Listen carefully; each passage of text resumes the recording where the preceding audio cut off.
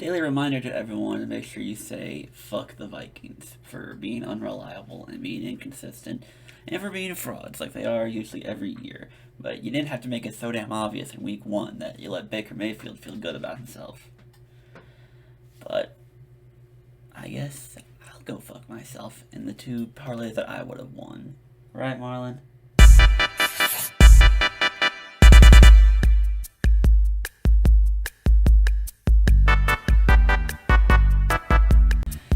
Hello everybody and welcome to week 2 of the 2023 NFL season and my prediction picks. I'm your host, Catherine, known as the Blind Canadian Cat. I say meow, I roll intros like that one that gives away my home address. Not literally, but close enough, I suppose. And like I said, welcome to week 2, where we're coming off a week 1 where, week 1 it's always like a hit or miss kind of thing because you don't really know how everyone is going to be. But I would say overall we did pretty good. 10-6 straight up, 11-5 against the spread, and we were above 500 on the totals. Yes, we benefit from the Eagles and Patriots pushing on us, but 500 is 500, and 8-7-1 is still above 500. So above 500 on all three, not bad.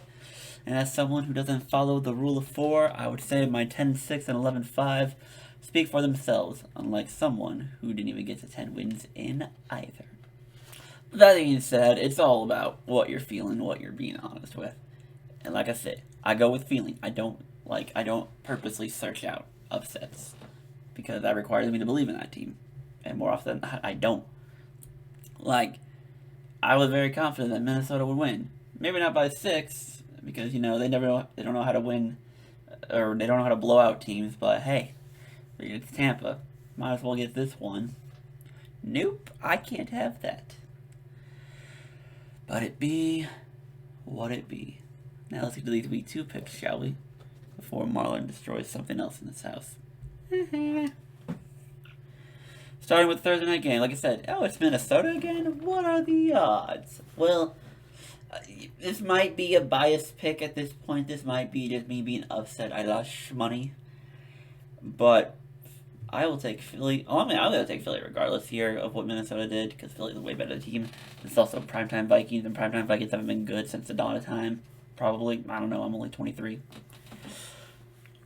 But Philly either way, I feel it's like a layup, and I'm also bitter at this point, so I'm hoping Philly wins by 30. Because I'm bitter at this point. But Philly should win by 7 anyway. Philly should get a double-digit win. If somehow Minnesota keeps this game close, Minnesota doesn't have to win this game, but if they keep this game 3, 4, 5 points, then we're going to have a lot of discussions about Philly. And maybe we should pave the way for San Fran to get to the Super Bowl then. But no. This should be Philly's. Philly shouldn't really struggle with this game. I mean, I'm not going to say 40-0 like Dallas and New York, but Philly should cruise in this game. I'm not even going to give them the time or the bother for it. Philly should cruise. Atlanta and Green Bay. I think this game has a chance to be really interesting. Obviously the battle of Chris versus Justin, but it's two teams where you're kind of fringe on them. Okay, what are you gonna believe? Because yes, both teams looked pretty decent week 1, and Jordan Love, give credit to where credit's due. He looked great. Desmond Ridder, I'm still shaky on, and I'm also realizing a lot of those offensive points for Atlanta came off of Carolina turnovers. But that being said, I still gotta kind of go Atlanta. And that's partially because I have this, idea that, okay, the Packers might beat the Bears week 1, but then Green Bay's gonna go on this little downhill slant, and Chicago's gonna go on this little uphill slant. That's kind of how I rolled into this season, and I'm gonna go with that unless this Sunday proves me wrong. And that being said, I'm gonna take Atlanta over Green Bay, and Chicago over Tampa, because I do think the Bears are gonna be a better team. Now they're not going to be 3. Now they might not be 9-8, but they're going to be better than 3-14. And Tampa, the game you need to win.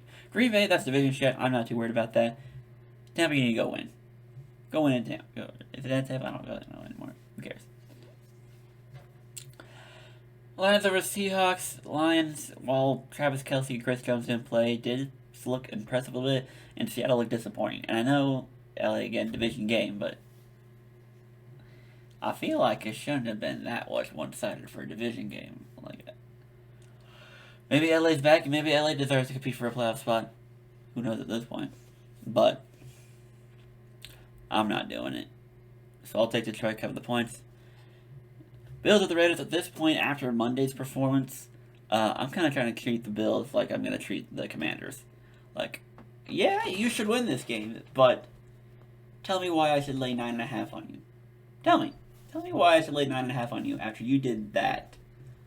Josh Allen, you in particular, after you did that, you want to lay 9.5 to you against the Raiders team that somehow against the Jimmy Garoppolo, might add, that just somehow wins despite him not like him being universally recognized as a low tier QB, but he just wins everywhere he goes. If the Raiders win this game, then I'm not opposed to firing some people in Buffalo real early. But Buffalo should win this game, but they have to prove to me that they can beat bad teams. Beat a Zach Wilson-led Jets team. Beat Jimmy G and the Raiders. Prove it to me. I'm not giving you 10. Chargers beat the Titans. Titans didn't impress me at all. Chargers get a defense and actually play defense. You can't spend all that money on defensive pieces and then let Tua go for 460 and Tyreek for 210. That's gross. Bengals, mostly because the Ravens have everyone injured. They're going to this game with no Marlon Humphrey, Marcus Williams, J.K. Dobbins, and a good chance no Tyler Lindenbaum, the center, or Ronnie Stanley, the left tackle. That's a lot of key players to be missing in this divisional game. So I'll give Cincy the benefit of the doubt on this one. It's also in Cincinnati, and with how they looked, Cincy needs to bounce back pretty bad. So I'm going to give it to them. Colts over Houston for the sole purpose that Anthony Richardson's probably going to be the best player on this field. So I'll give him the -1 edge. They're just really saying throw your hands up in the air and pick whoever you want to pick. KC over Jacksonville, and I'm going to say mostly because I had KC beating Detroit in that first week, but then I was going to have them lose to Jacksonville. That was going to be my plan. But since they lost to Detroit, I'm having a hard time believing that KC would be able to. And again, this might just be everyone being on the KC side where you want to give KC benefit of the doubt. And you know what? I'll bite onto that. I am that too. KC has proven time and time again that you might as well give them credit and benefit of the doubt. So I'm going to give them that over Jacksonville. I'll give the Rams credit for being good against Seattle. And this could be a more interesting game, but San Francisco's kind of owned them for a while, and I still think the Niners are head and shoulders above everyone else. I'm still holding on to the mindset that Pittsburgh's going to be a really good team. I do think so. It's the way that the Niners did that to them. I am really high on the Niners now. I absolutely am. So with that, I'm absolutely going to take the Niners to win, and 7.5 is kind of a yucky number, but I'm going to go with it. They can cover it. I'm going with it. Giants over Cardinals, but after how poor the Giants looked, I'm not laying 6 to them. And Arizona kept close with Washington, so is New York in that tier with Washington? We shall see on that, but I'm not laying 6 to the Giants after that performance. Nice try. Denver over Washington. I'm mostly Denver here because Washington did not impress me at all. But I guess to be fair, Denver wasn't that impressive either. So you really could go either way with this game. I'm going Denver because I feel like Washington should have had a better performance. Denver losing to Vegas, that doesn't bother me that much. DC only winning by 4 against Cardinals, and Josh Dobbs? Yeah, no. So I'll give Denver the edge here. You could really flip a coin either way. I think once upon a time I said this game might as well be the tie of the NFL. So you could go with that. That might be your reason to take plus 3.5 on Washington. I'm rolling with Denver because I think Denver should be a better team than they were last year anyway. So here's a free win for them, or a win that they should get. Watch it be by 3 though, and I get nothing. Dallas over the Jets. I would like if Aaron Rodgers plays, this is Jets all the way, because Aaron Rodgers trolls Dallas. That's what he does. But he's gone. It's Zach Wilson, and I'll say nothing, but at the same time, I have no faith in the guy. So Dallas is going to win this game, but I still really like the Jets defense. I really, really do. So I'll give them plus 9.5 as benefit of the doubt. I mean, we'll see how Dallas does. Marlon, please don't hurt yourself. I don't know what you're looking at or looking for, but it's not in there. And then you got 3 primetime games. Miami over New England. Miami's always beaten New England since, what, Tom Brady left? Or at least since Tua has been there. I think that's the same time, roughly, but Miami always beaten New England, so I'm just going to keep rolling with that. These 2 games you can go really either way with. Hi, Marlon. I went with the Saints over the Panthers because I feel like the Saints' experience of the team will come into play here. And then Pittsburgh over Cleveland. I do think Pittsburgh's a really good team. And Cleveland had a good win, but I think it's a little overrated. So I like Pittsburgh here. There you have it. Those are my picks. And Marlon's gonna bite me, so he's gonna go down here now. Yeah, and then we'll go to the cat parlay of the week. I tried to stay more in those morning games, so that way you can find out yes or no at that after the morning games. Or I say morning because I'm used to them being 10 a.m. They're now noon where I'm at, and most of you they're 1. So I'm going Chiefs money line. I think they should beat the Jags again. It's partial faith. No way they go 0-2. Chargers money line. Chargers, if they're as good as they say they are, they should beat Tennessee. Because Tennessee's not going to score 30 on you. And if Tennessee scores 30 on the Chargers defense, someone's going to get fired. I don't know if it's the D coordinator. I don't know if it's the head coach. I don't follow the Chargers close enough. But if you give up 30 to Tennessee, someone on LA is going to be fired. I don't know. Lions 4.5. Seattle didn't impress me, so I like to think the Lions will win by more touchdowns. I think Seattle won by a touchdown last time, but I think Seattle might be falling off a little bit. So I'm going to roll with Lions covering that spread. And then Colts, because it's more valuable than the money line, so grab Colts -1. I do think the game comes down to the QBs, because they're so inexperienced that it's heads or tails. But Anthony Richardson looked better than CJ Stroud.